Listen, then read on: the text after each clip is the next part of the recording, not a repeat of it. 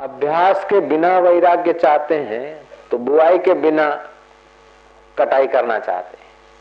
पहले अभ्यास होता है ध्यान भजन का, तब पुण्य बढ़ता है, मन ऊपर के केंद्रों में आता है तो विवेक जागता है, विवेक जागता है तब वैराग्य होता है। जिसके जीवन में भजन का अभ्यास नहीं है उसका विवेक भी ठीक नहीं जगेगा, और जिसका विवेक नहीं है उसके पास वैराग्य की संपत्ति नहीं है, और वैराग्य नहीं हो तो राग अंदर बना रहेगा। राग बना रहता है जीव में, और वही राग फिर मन में आता है, फिर इंद्रियों में आता है और आदमी गिर पड़ता है। और ये साधक के जीवन में कई बार फिसलाट होती है।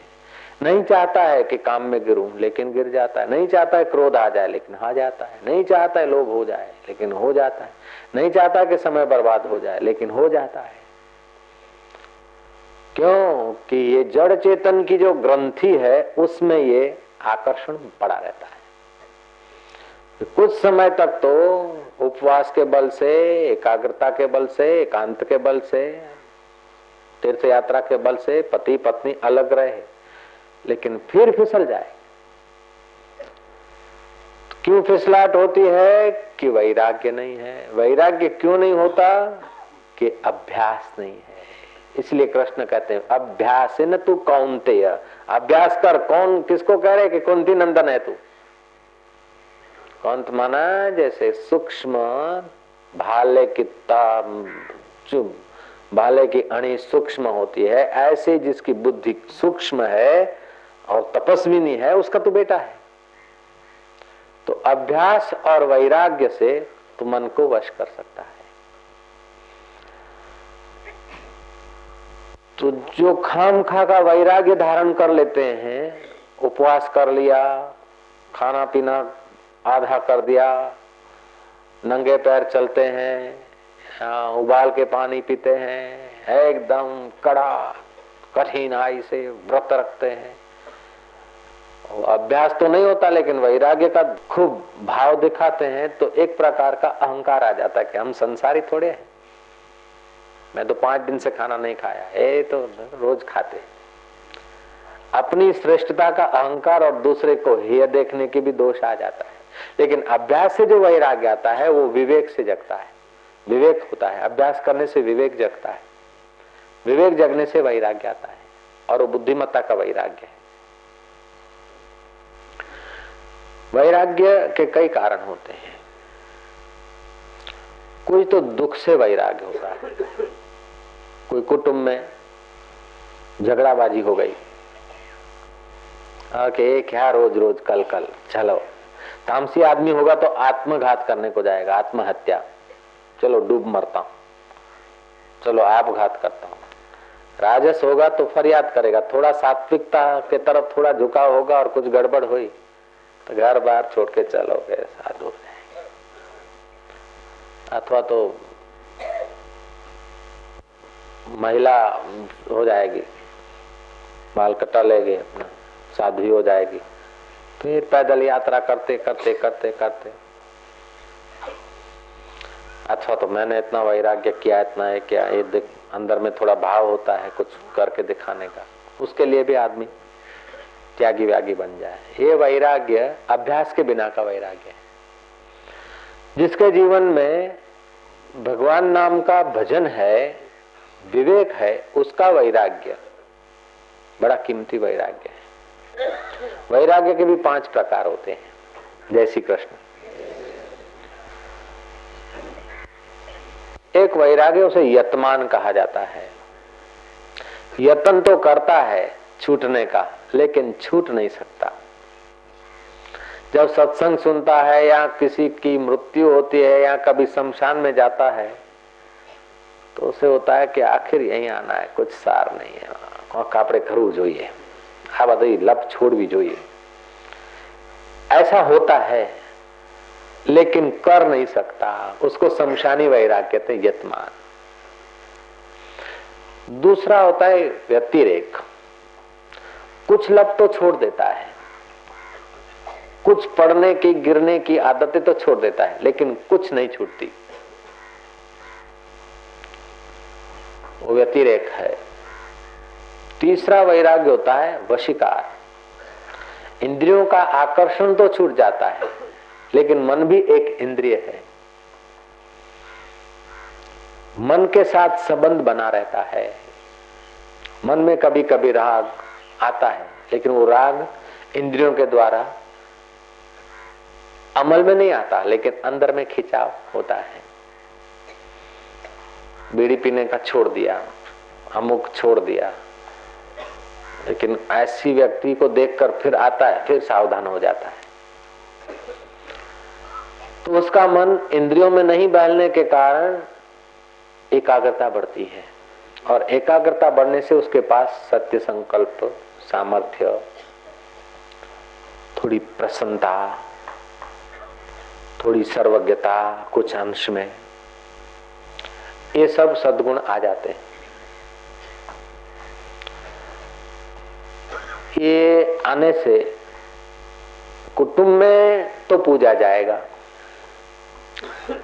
लोगों की नजर से तो ऊंचा होगा, लेकिन अंदर से उसको भी पता नहीं कि मैं कौन हूं। ईश्वर की और उसके बीच की अभी दूरी मौजूद रहेगी।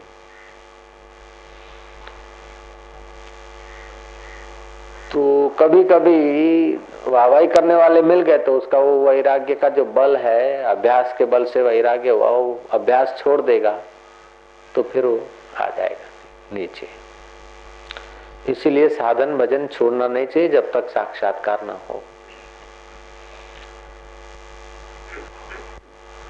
भागवत में कथा थी पुंडरीक की, भगवान आके खड़े हैं, तभी भी पुंडरीक ने माता पिता की सेवा नहीं छोड़ी। भगवान वो कहते हैं कि प्रभु ठहरो जरा, जिस सेवा के बल से, जिस सत्कर्म के बल से आप आए वो तो सत्कर्म मेरा भी पूरा होने दो। भगवान थक गए तो पेड़ पर हाथ रखे हैं, अब पुंडरीक ने ईंट उठा के दी है कि आराम करो। ऐसी कथा भी हम लोगों ने सुनी है। तो इतना वैराग्य होने पर भी साधन नहीं छोड़े, अभ्यास करता रहे। यत्मान, व्यतिरेक और वशीकार, ये तीन अवस्था हो गई वैराग्य की। चौथा होता है अपर वैराग्य।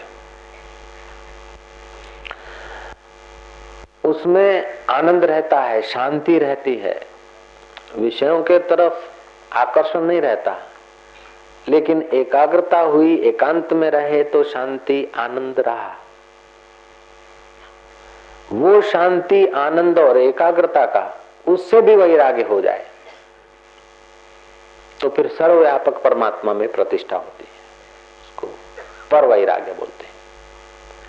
मद भक्ति लभते पराम, जिसको परा भक्ति प्राप्त हो गई, जैसे मक्खन, दही में से मक्खन निकल गया तो फिर वो मक्खन छाछ में पड़ा रहे तो कोई हरकत नहीं। लोहे का टुकड़ा तुमने उठाकर साफ सुथरा करके रख दिया अलमारी में, लेकिन वहां भी हवाएं उसको काट चढ़ा देगी। वही लोहे का टुकड़ा, लोहे की पुतली, उसको तुमने पारस का टच करा दिया, स्पर्श करा दिया तो सुवर्ण बन गई। अब चाहे तुम गटर में डाल दो तो भी उसको काट नहीं चढ़ता। जब पर वैराग्य प्राप्त हो जाए, पराभक्ति मिल जाए, फिर चाहे संसार में राज्य करे, चाहे भिक्षा मांगकर जीवन यापन करे, चाहे उपदेश दे, चाहे समाधि करे, फिर उसको काट नहीं चढ़ता।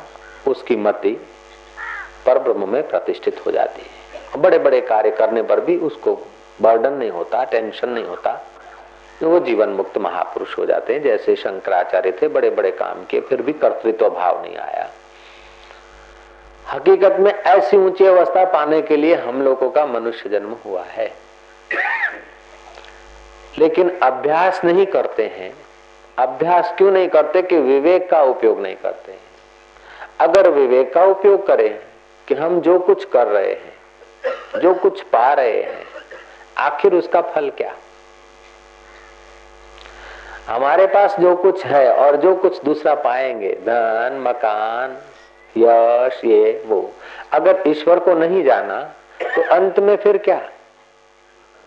इस प्रकार का विवेक जब तक नहीं होगा ना, तब तक वैराग्य नहीं आएगा। अभ्यास में रुचि नहीं होगी। तो ये क्यों होता है कि अभ्यास की वैराग्य की कमी है, और अभ्यास वैराग्य की कमी विवेक नहीं जगा। विवेक क्यों नहीं जगा? कि सत्संग में नहीं गए। बिनु सत्संग विवेक न होवई। सत्संग में क्यों नहीं गए? कि राम की कृपा नहीं मिली। राम की कृपा क्यों नहीं मिली? कि जीवन में दीक्षा नहीं मिली, दिशा ठीक नहीं मिली, कहाँ जाना और कहाँ न जाना।